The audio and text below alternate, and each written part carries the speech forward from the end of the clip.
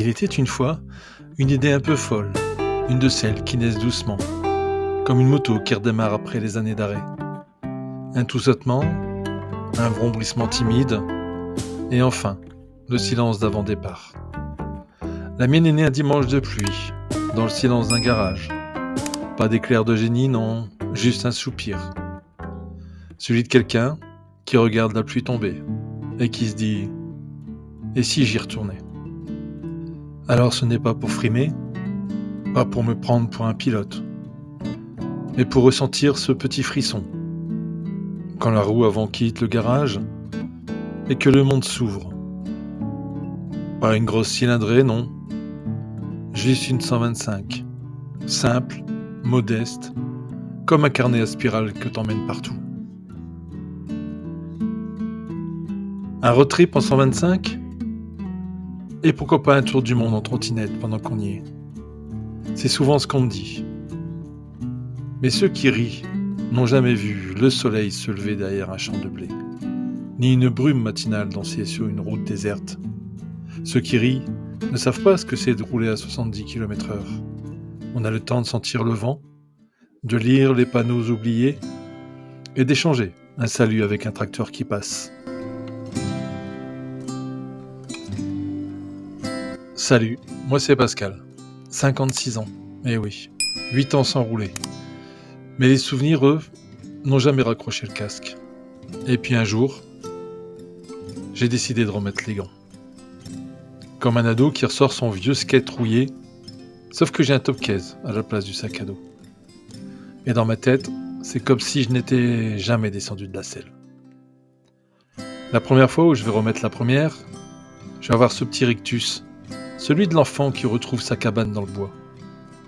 Et comme j'ai toujours rêvé de road trip, eh bien j'ai décidé de me préparer un, à ma manière, à notre manière, avec vous. Merci aussi à Ben Blake, une personne très inspirante, parce que ses récits te donnent envie de prendre la route, même en trottinette électrique. Il nous a prouvé plus d'une fois que sur une 125 c'est possible. Alors on ne se connaît pas, mais merci à toi, et continue de nous faire rêver. Alors vous allez me dire, la 125 c'est pas du tout la moto des performances, mais c'est celle des poètes, des rêveurs, des discrets. C'est celle de ceux qui prennent le temps. Pas besoin de permis A, non. Pas besoin de rouler à 150. Tu fais pas la course, tu fais le voyage. Et à 90, t'as encore le temps d'apercevoir un écureuil traverser la route, alors que plus vite, tu risques de l'écraser en demandant si c'était pas un pigeon. On va pas se mentir non plus. L'autoroute, c'est pas son terrain de jeu. Mais franchement, est-ce que t'as besoin de foncer pour vivre un beau voyage ? Tu prends les départementales, tu prends les petits détours, les chemins qui sentent la noisette. Tu roules moins vite, mais tu vis plus de choses. Et tu trouves toujours une bonne excuse pour t'arrêter boire un café avec un inconnu qui devient, parfois, un copain de route. Alors avant de partir, et de rêver d'horizon, faut préparer ton sac et ton mental. Un road trip, c'est pas une ligne droite, c'est une aventure, avec des virages et des imprévus, des galères, des éclats de rire, et parfois même de vraies belles surprises. Alors concrètement, tu prends quoi ? Un sac à dos, top case, sacoche latérale, en dur ou en souple, ça c'est la base. Moi personnellement, j'ai opté pour de la souple. Après c'est toi qui vois, c'est ton road trip. Dedans, je vais y mettre quoi ? Bah, pas trop lourd. 10-15 chevaux. C'est pas un troupeau de Mustang non plus, la bécane.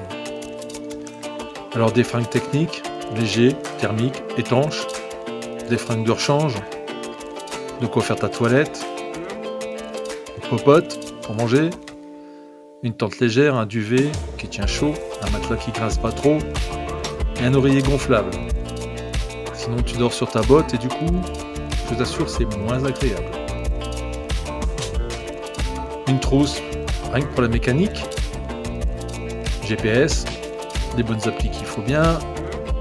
Une carte papier, et ouais, parce que ça, il y a des moments les réseaux te lâchent, comme une ex en crise.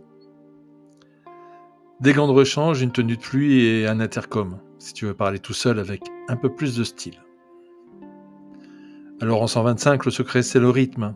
Tu roules tranquille, tu profites, tu t'arrêtes souvent pour respirer, pour regarder, pour remercier aussi.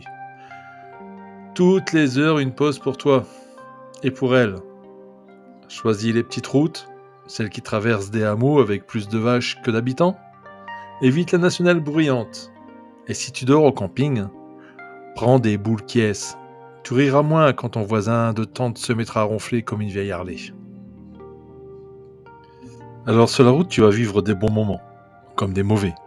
La pluie va de temps en temps devenir ton ami.